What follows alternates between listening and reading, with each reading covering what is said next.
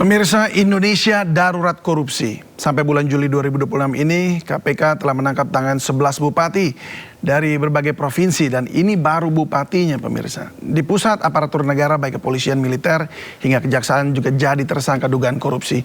Seberapa besar kejahatan luar biasa ini menggerogoti Indonesia? Untuk membahasnya lebih lanjut telah bergabung bersama kami pelaksana tugas pimpinan KPK tahun 2015, Johan Budi. Selamat sore, Mas Johan. Selamat sore. Terima kasih sudah hadir di sore ya. Dan hadir pula ada bersama kami Direktur Eksekutif Komite Pemantauan Pelaksanaan Otonomi Daerah Arman Suparman. Selamat sore Mas Arman. Selamat sore Mas. Ya, terima kasih sudah hadir.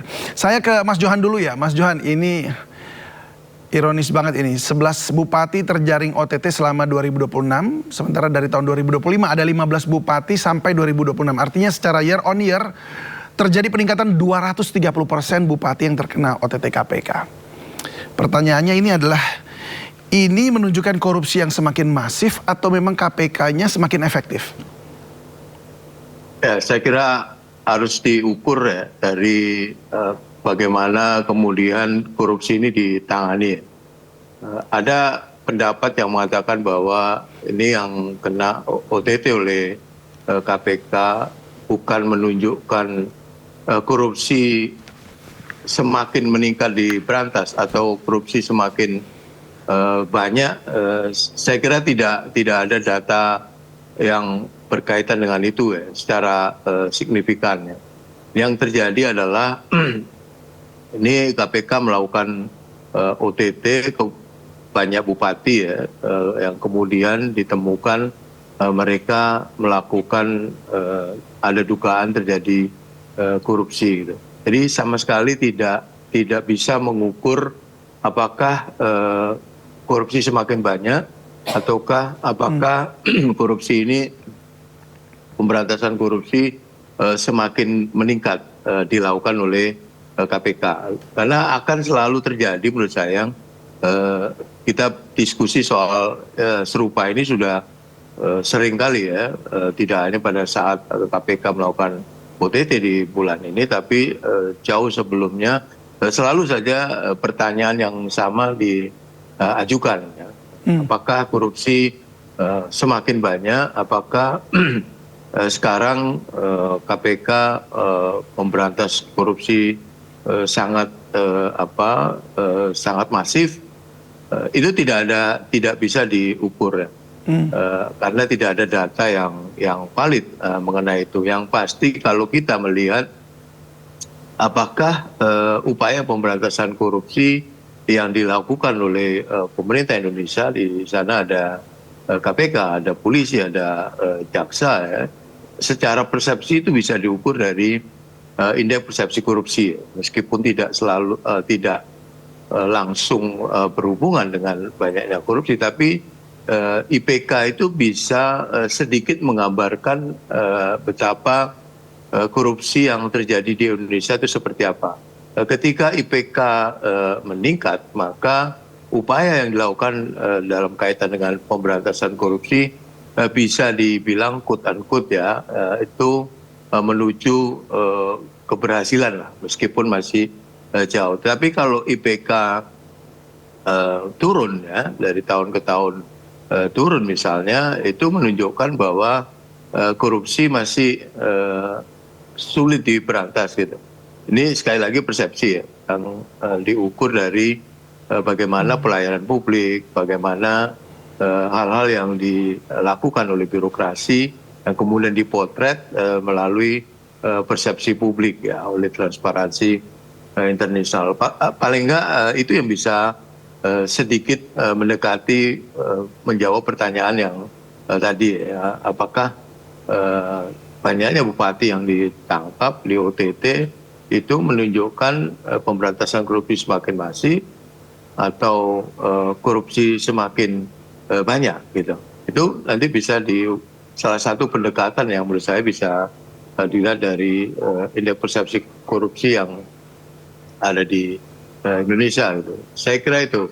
Baik, Mas Johan, saya ingat banget dulu waktu Mas Johan masih sebagai jurnalis ya, mungkin di perusahaan yang terakhir itu sempat mengeluarkan sebuah tabloid itu mengeluarkan penelitian sekitar 10 orang kepala daerah, bupati atau wali kota yang bersih.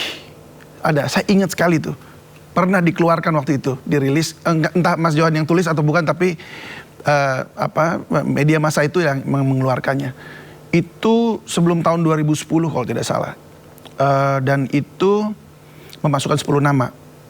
Apakah sekarang masih ada orang-orang seperti yang 10 nama yang dikeluarkan, dirilis pada saat itu di seluruh Indonesia ini? Masih ada nggak menurut keyakinan dari Mas Johan? Bupati-bupati yang top, yang memang benar-benar nggak mau korupsi, yang memang betul-betul melawan?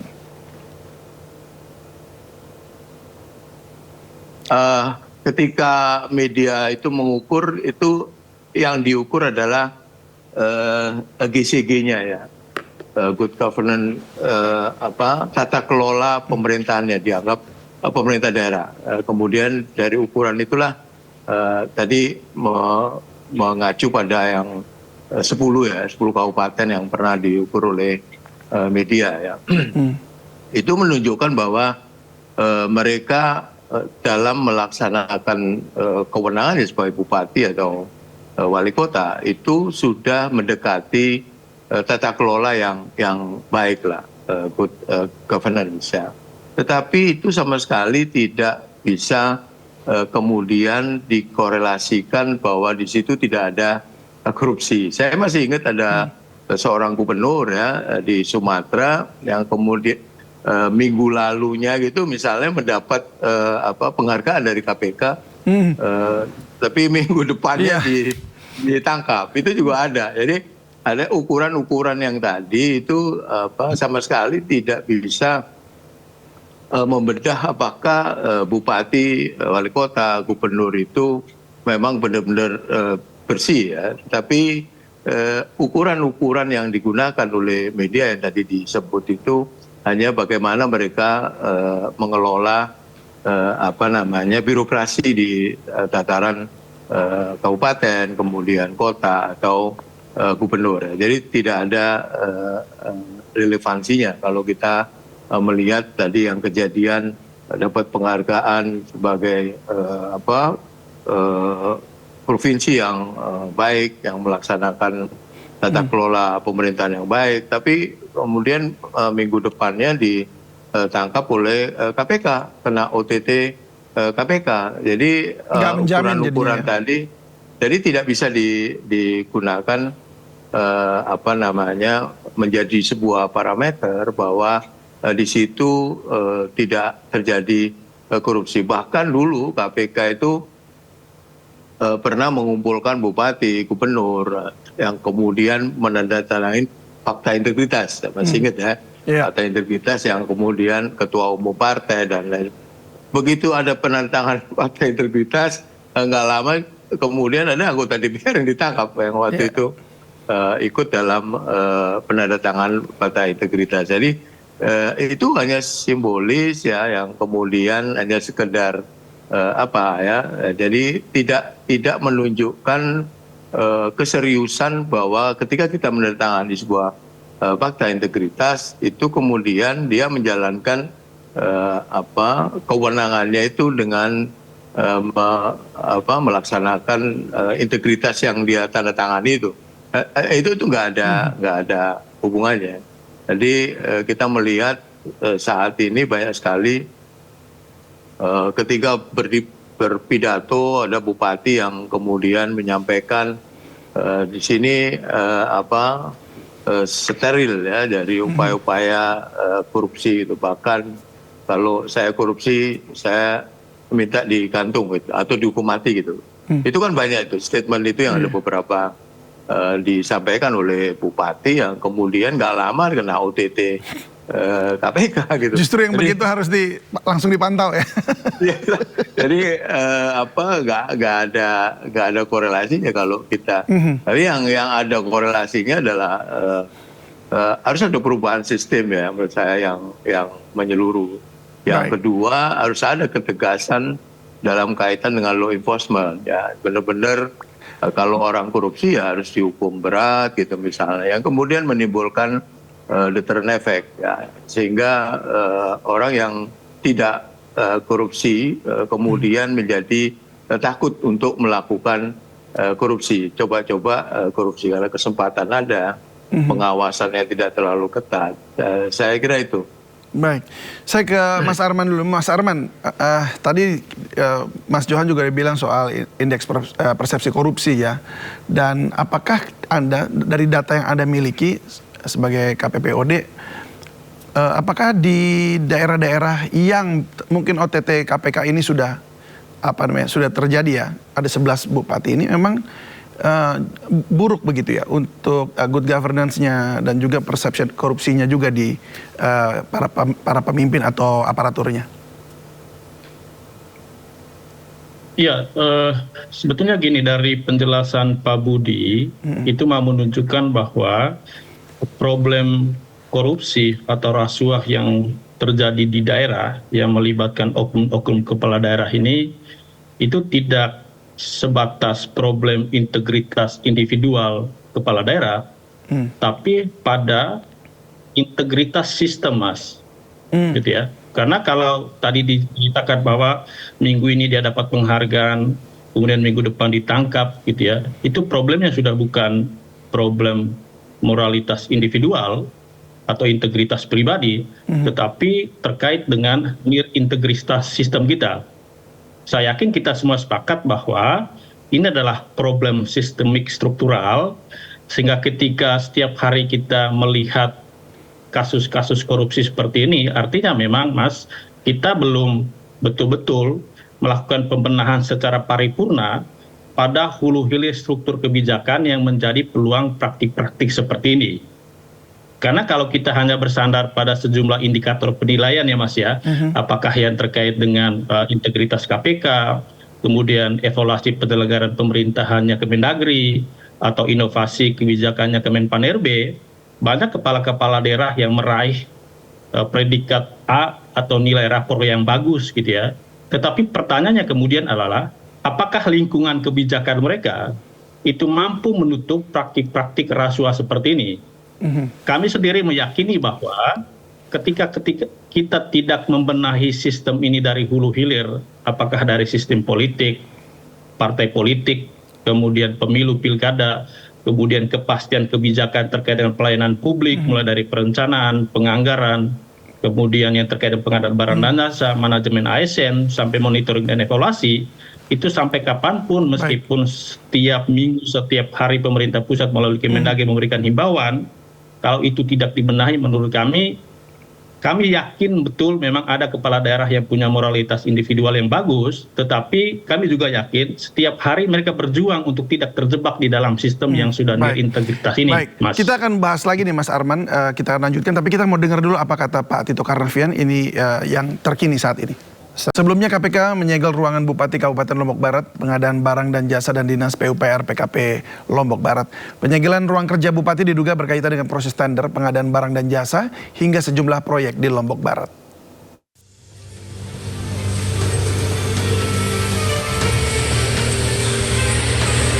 Tim anti rasuah Komisi Pemberantasan Korupsi atau KPK menyegel sejumlah ruangan di Pemkab Lombok Barat. KPK segel beberapa ruangan, diantaranya ruang kerja Bupati, Dinas PUPR PKP, dan pengadaan barang jasa Lombok Barat. PJ Sekda Lombok Barat menegaskan jika dirinya tidak mengetahui pasti terkait penyegelan tersebut, namun masih sempat bertemu dengan Bupati saat nobar final Piala Dunia. Nggak kita lihat tahunya bahwa sampai di kantor ada ruangan yang disegel gitu. Karena sampai saat ini kan belum ada rilis resmi itu persoalan. Nah ini belum kita keluar dari tadi kami di kantor dan belum ada informasi secara resmi ke kantor. Sejak tadi pagi Pak Bupati tidak ada di kantor. Kalau di kantor nggak ada, tapi sempat nonton bola bareng sampai subuh. Kendati dilakukan penyegelan oleh KPK, aktivitas pemerintahan di Kabupaten Lombok Barat masih terpantau normal. Dari Lombok Barat, Muzakir, iNews melaporkan. Baik, mungkin Mas boleh dijelaskan. Nama media Bapak? Saya Elvina dari Metro TV. mungkin bisa dijelaskan sepanjang tahun 2026 ini dari Januari hingga saat ini ada berapa kasus OTT yang telah ditangani sama KPK, dan kemudian dari rangkaian kasus ini kasus mana yang paling menonjol. Kemudian apakah jumlah kasus korupsi yang melibatkan kepala daerah tahun ini masih sesuai dengan perkiraan atau justru lebih banyak? Mungkin itu, terima kasih. Oke, terkait fenomena peristiwa tertangkap tangan di tahun 2026. Yang ketiga, Mbak Satsya, silakan. Apa jawabnya dulu? Yang masih kan? ya. Oke, silakan. Cukup ya. Yang perkara ini ya, nanti kan bahasa saya yang lain kan. Baik Mas Umam, untuk yang perusahaan pinjam bendera, ini beberapa memang sudah termonitor. Bisa sebutkan ada yang sudah kami identifikasi itu ada 3. Itu ada CVRJ, CVDR, dan CVIKN. Ini beberapa yang kita dapatkan barang buktinya gitu. Artinya di dokumen ada untuk proyek-proyek itu dipinjam benderanya oleh CVDKK. Tetapi tadi apakah, pertanyaan kedua ya, apakah ikut diperiksa?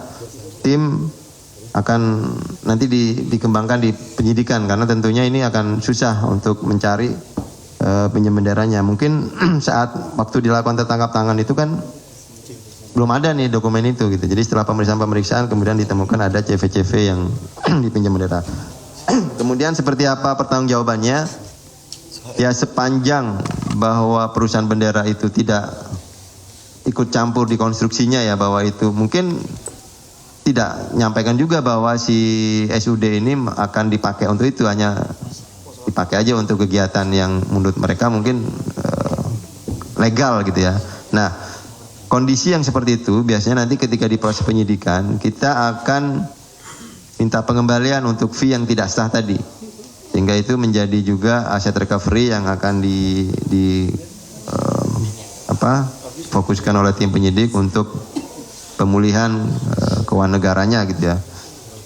Tapi itu juga sudah ada, datanya ada, nanti akan kita kembangkan di proses penyidikan. Kemudian yang Mbak Metro TV ya, sepanjang 2026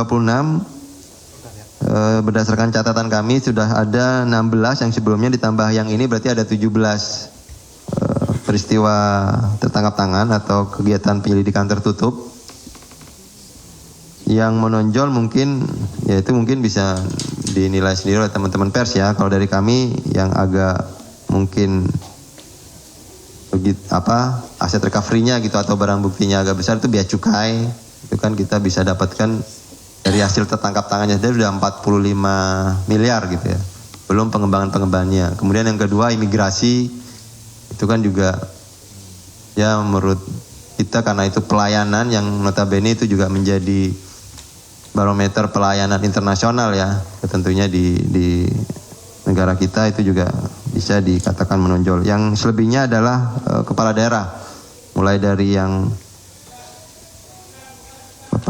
Langkat, Pekalongan, Koharjo, kemudian ada juga selain kepala daerah dan bea cukai, imigrasi, ada terkait pajak, itu ada Banjarmasin, Jakarta Utara, itu juga peristiwa-peristiwa OTT yang kemudian kita atensi. Dan gini teman-teman, biasanya peristiwa OTT itu kan hanya pintu masuk gitu ya, dan beberapa kegiatan tertangkap tangan yang kita lakukan. Ya, kita kembali berbincang dengan Mas Johan Budi dan juga Mas Arman Suparman.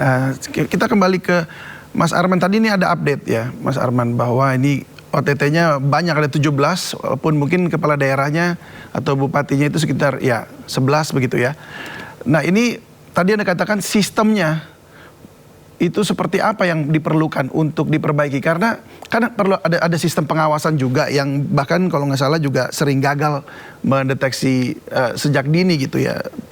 APIP-nya, inspektorat daerah juga, bahkan DPRD juga sering gagal. Lalu sistem yang seperti gimana nih yang supaya menghindari atau menghindarkan si pejabat untuk tidak korupsi?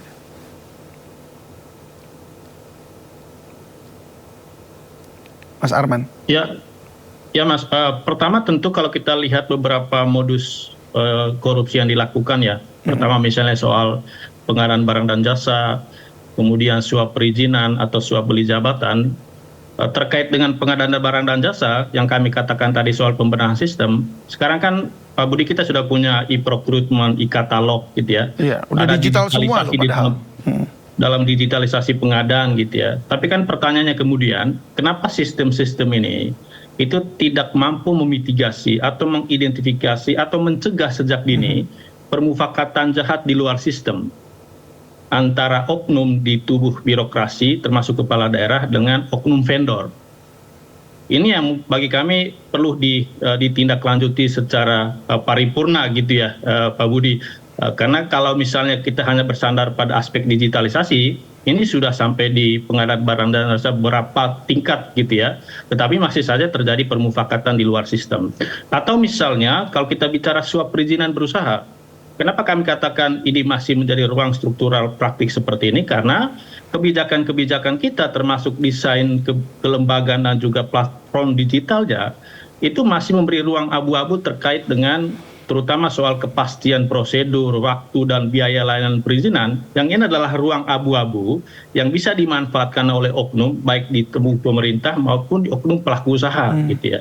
Atau misalnya terkait dengan suap beli jabatan, di mana kepala-kepala daerah dia menggunakan kewenangannya sebagai pejabat pembina kepegawaian, dan itu adalah ruang di mana dia bisa melakukan praktik suap beli jabatan. Kenapa? Karena sistem kita dan juga implementasinya belum benar-benar menegakkan sistem merit di dalam promosi, mutasi, atau demosi jabatan di daerah.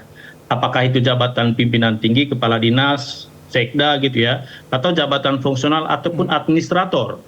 Dan ini juga diperlemah oleh absennya atau belum optimalnya sistem pengawasan internal termasuk APIP misalnya ya. Saya kira dari dulu KPK juga sudah mengangkat isu soal bagaimana kita melakukan penguatan sistem pengawasan internal APIP ini, tetapi di desain kebijakannya APIP atau inspektorat di daerah ini adalah anak buah dari si kepala daerah. Bagaimana mungkin OPD yang itu adalah anak buah itu melakukan pengawasan terhadap atasan? Jadi ini juga jadi satu catatan di sini. Atau pengawasan eksternal, apakah itu dari plat merah katakanlah dari Ombudsman RI, dari KPK, atau dari DPRD gitu ya. Yang bagi kami memang ini juga jadi satu catatan besar di mana pengawasan eksternal ini itu belum mampu menutup celah-celah praktik korupsi ini di daerah. Termasuk dari pengawasan masyarakat. Catatan kami Mas, Pemda terutama kepala daerah itu lebih mengutamakan akuntabilitas administratif, pemenuhan persyaratan prosedural terkait dengan penyelenggaraan pemerintahan ketimbang akuntabilitas substantif ke publik. Jadi kepala daerah itu lebih takut kepada Kemendagri, lebih takut kepada aparat penegak hukum ketimbang mereka itu takut kepada rakyat. Baik kami ini juga jadi satu catatan atau peluang yang kita perlu benahi terkait dengan seperti apa evaluasi penyelenggaraan pemerintahan daerah yang itu tidak hanya sebatas output atau kinerja administratif, tetapi juga susur sampai seperti apa dampaknya kepada publik gitu Mas. Ya baik, Mas Johan, itu harus bagaimana tuh jadinya Mas Johan? Apa yang harus dilakukan gitu untuk memperkuat, mengenforce sistemnya gitu?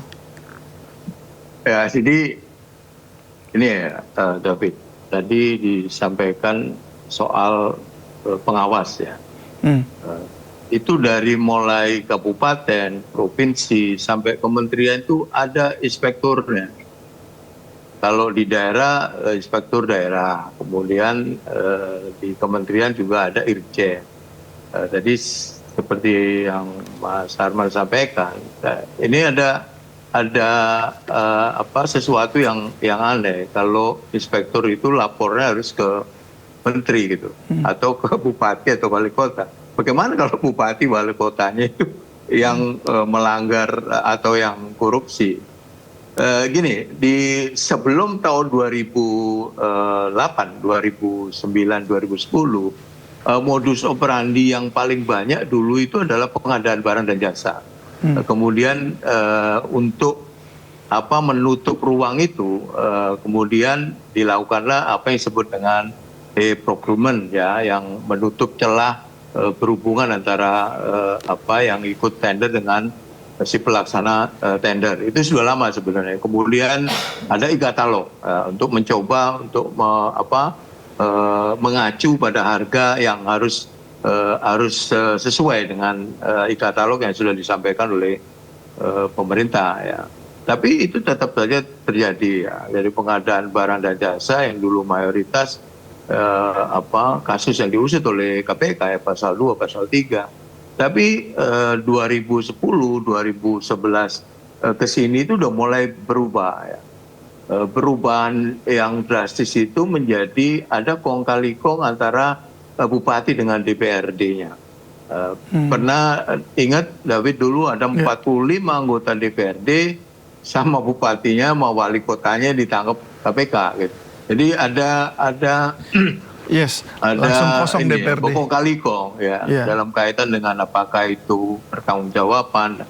Yang kedua yang kemudian marak ya, saya yakin dari banyak bupati wali kota yang ditangkap itu berkaitan dengan tadi yang suap tadi ya, jual beli jabatan dan juga pemerasan ya, kepada kepala dinas yang di bawah kamu mau jadi kepala dinas nggak ada harganya gitu. Itu banyak dalam OTT KPK saya perhatikan banyak yang ditangkap karena itu ya. Jadi orang menyebut gratifikasi pasal 5 suap dan lebih banyak ke sana ya.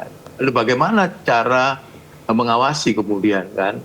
Banyak tadi lembaga yang sudah disampaikan ya, lembaga pengawas. Lembaga pengawas pun juga tidak steril dari korupsi juga. Ombudsman itu juga ditangkap korupsi juga. Jadi BPK yang audit itu juga ditangkap. Itulah mirisnya kan Mas Johan. Anggota. Kita udah bingung aparatur.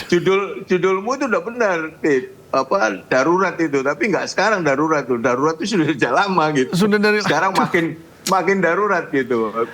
Kita berharap ke siapa ya? Ada irjen ditangkap juga, ada ombudsman yang harusnya itu ditangkap juga, BPK yang audit yang seharusnya melakukan audit malah ikut terlibat di dalam korupsi di dalamnya gitu. Ini kan baru aja ini ada anggota BPK kan yang diusut oleh KPK gitu ya. Nah, bagaimana kemudian tadi yang disampaikan oleh Mendagri tadi ya, pengawasan sudah banyak pengawasan. Yang kurang itu adalah menurut saya yang pertama adalah law enforcement-nya, penegakan hukumnya, yang kemudian bisa menimbulkan apa yang disebut dengan deterrent effect, efek jera. Ini kan orang dituntut 10 tahun, kemudian dihukum 6 tahun, masuk penjara, ada remisi, kemudian tinggal 2 tahun, korupsinya ratusan miliar. Ya siapa yang takut kemudian tidak korupsi? Ini yang kedua, yang juga kalau kita bicara soal wali kota, bupati yang banyak ditangkap, coba kita lihat agak ke belakang, sistemnya itu seperti apa? Sistem ini tidak hanya di birokrasi, tapi bagaimana mereka kemudian mengikuti pilkadanya itu. Berapa ongkos yang harus dikeluarkan seorang calon bupati, calon wali kota, apalagi kalau daerahnya daerah yang kaya ya, quote-unquote. Itu pasti banyak kalau ditanya, padahal gaji mereka kalau kita linear ya, kita hitung gitu, itu mungkin 5 tahun itu baru 1/5-nya ya biaya yang dia keluarkan ketika kampanye. Belum lagi ketika dia menang ya, kalau dia nggak punya duit, pasti ada bohirnya kan, bohirnya menagih janji. Jadi itu lingkaran setan yang kemudian mau tidak mau, ini pasti Lombok Barat ini juga tidak yang terakhir, David. Nanti pasti ada lagi. Yang ketiga menurut saya adalah keteladanan ya. Sekarang kita sulit ya menemukan tokoh-tokoh seperti Bung Hatta yang wakil presiden tapi sangat sederhana, untuk beli sepatu beli aja dia harus menabung ya. Bahkan dia menguting. Saya sering baca cerita-cerita tentang tokoh-tokoh bangsa ya. Itu sekarang kalau dibilang nggak ada, semakin langka gitu ya. Kejujuran tidak lagi ditunjukkan oleh pemimpin dari tingkat atas sampai tingkat bawah. Hari ini ngomong A, tapi dia besoknya berubah.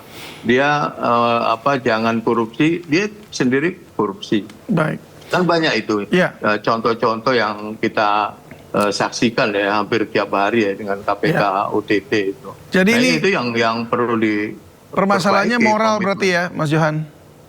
Ya moral, kemudian sistemnya juga harus diperbaiki ya. Sama Sistem law yang- enforcement-nya juga, artinya efek Law deternya tadi enforcement, dengan mungkin hukuman mati barangkali setuju nggak itu kira-kira? Ya kalau saya pribadi setuju dan banyak publik ya yang setuju ya agar pelaku korupsi, apalagi korupsi dana bencana alam gitu, itu kan luar biasa. Wah, itu kejahatan luar rusaknya biasa itu. Ya. Bahkan di tempat-tempat yang kita anggap sebagai contoh moral gitu ya, Kementerian Agama gitu, udah berapa menteri agama yang kena juga gitu. Iya, iya. Ya, terus kita berkaca pada siapa gitu. Penegak hukumnya juga ada yang korupsi. Iya, Ya, iya, baru itu ini kan lagi rame ini kan yang ditemukan 74 yang BGN itu ya. yang masih belum tuh kemudian banyak lagi ya. Itu yang kemudian Baik. jadi seolah-olah memberantas korupsi itu hanya berhenti pada pidato. Baik. Terima kasih Mas Johan. Ini maksudnya apa ya? Memang ini sudah diganti judulnya, korupsi kepala daerah makin darurat begitu. Semakin parah begitu ya. Tapi kita berharap Harusnya memang korupsi darurat itu semua. iya udah Nggak hanya darurat kepala semuanya gini. Mas Arman, sayang sekali waktunya habis, padahal kami juga ingin bertanya lagi, tapi waktunya sudah habis. Terima kasih banyak sudah berbagi bersama kami dan kita sama-sama kawal terus penyelesaian kasus ini ya, supaya ada efek jerahnya juga, dan semoga yang tertinggi nih pimpinan juga Pak Prabowo boleh dengan tegas juga membersihkan Indonesia ini. Baik, terima kasih Mas Johan Budi, selamat bertugas kembali. Baik, dan terima juga kasih. Mas Arman, sukses selalu. Selamat